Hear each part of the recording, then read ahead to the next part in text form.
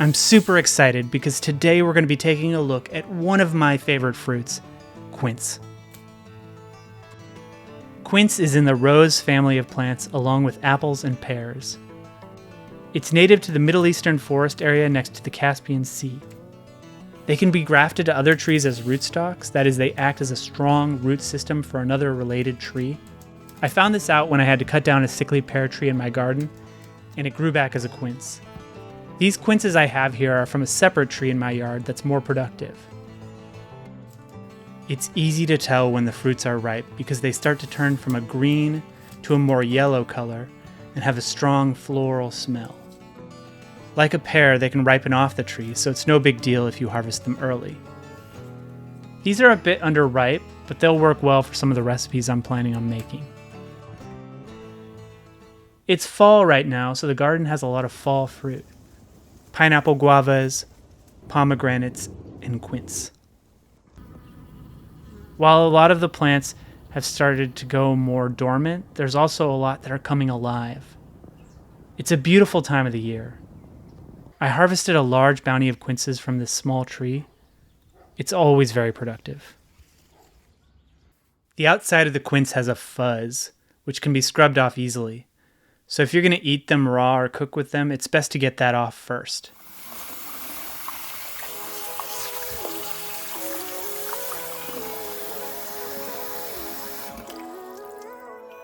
When you cut it, it resembles an apple on the inside and has these similar looking seeds. I'm going to try one of these quinces to describe the taste.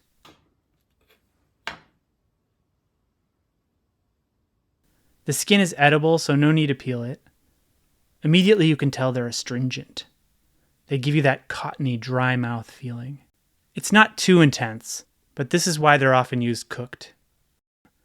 Even when they're a good ripeness, they'll still have that astringency. As for flavor, I'm tasting a strong apple flavor and a bit of pear. It's as sweet as an apple. It's more acidic than most apples, closer to a Granny Smith. There's also a couple of other flavors, a floral flavor and a citrus flavor like lemon. It's a complex fruit and quite delicious if you can get past the mild amount of astringency. As you may or may not be able to tell, it's not super juicy. Not zero juice, but not a whole lot. This channel is always looking for permanent solutions to simple problems. I still had a bunch of quinces left, so I decided to make some spiced quince or poached quince to serve with breakfast and dessert. Poached quince. Let's take a look at how to make this. Alright, to make poached quince, it's nearly the same as making a compote, but it ends up being less mushy. First, we wash off the fuzz.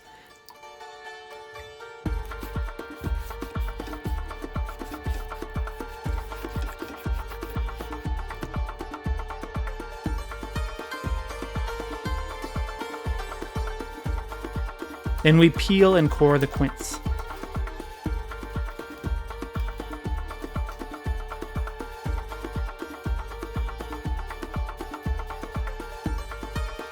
We slice them up.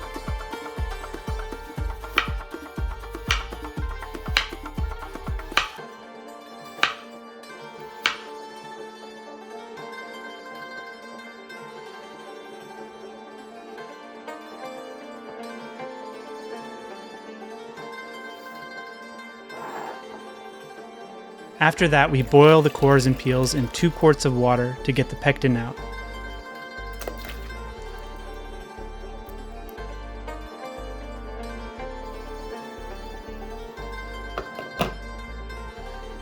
This is left to simmer for 30 minutes. Then we strain out the cores and peels.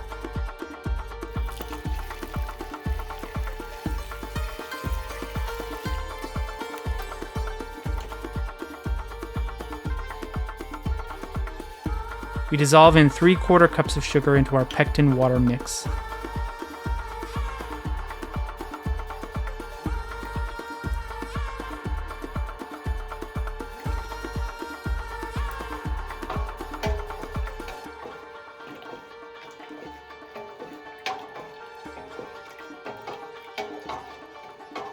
Next is adding the spices, 5 cloves, a cinnamon stick, and 2 wide pieces of orange zest.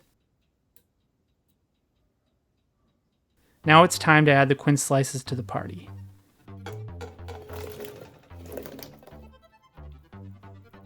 A plate or a bowl with some parchment paper pushes down the quince. We bring it to a boil, and then we turn it down to a simmer for 2 hours, until slightly translucent.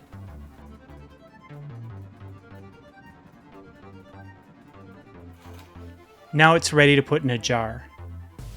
The juice is going to be a little bit more watery. If we wanted it to be more syrupy, we could have boiled off some of the water.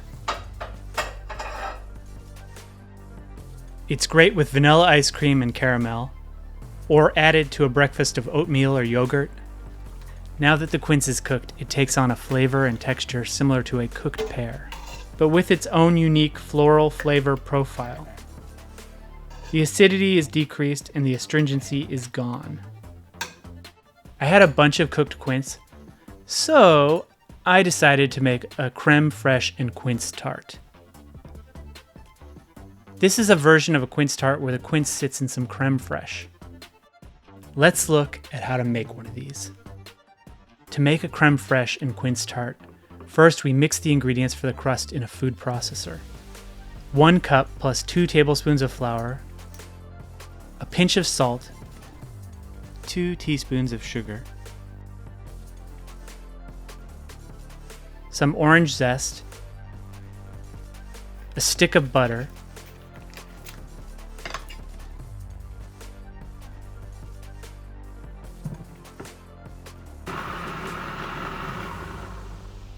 and 2 tablespoons of water.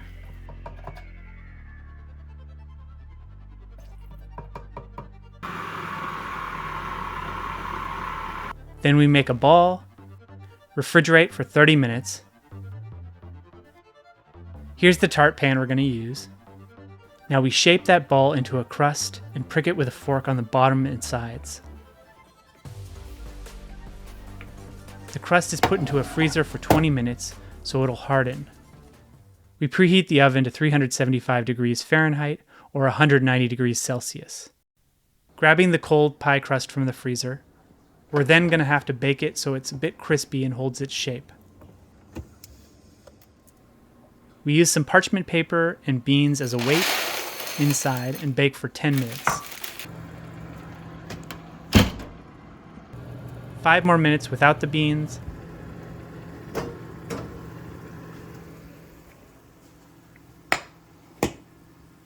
Then it's time for the cooked quince. Here we arrange the quince pieces artfully.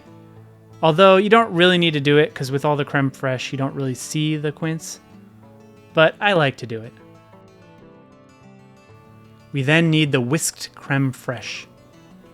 5 ounces of crème fraîche is whisked up with 1 egg and 1 tablespoon of sugar.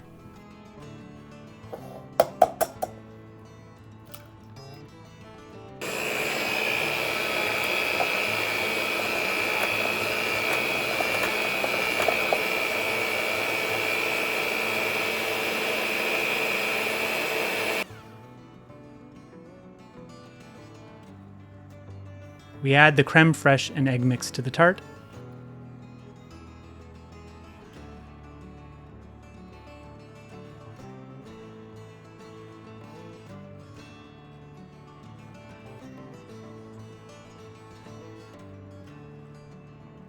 Then it's all about baking it until it's a golden brown. 35 to 45 minutes, still at 375 degrees Fahrenheit. We then use some juice from the quinces that already has the pectin in it to make some syrup. It's reduced to a syrup by evaporating some of the water at a simmer until it thickens.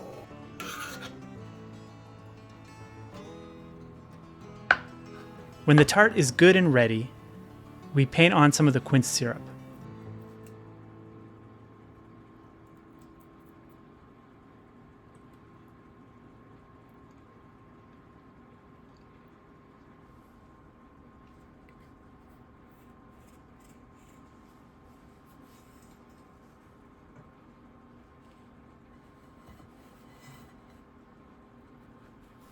Hey, that tart looks great. Then we make some homemade whipped cream with heavy whipping cream and powdered sugar.